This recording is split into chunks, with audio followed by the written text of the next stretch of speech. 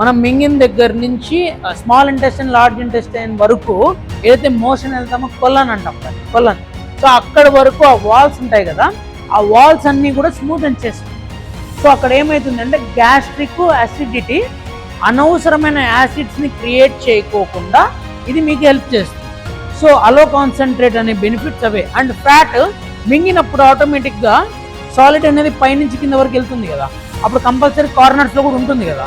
So అవన్నీ కూడా లేకోకుండా స్మూత్ అండ్ చేస్తుంది.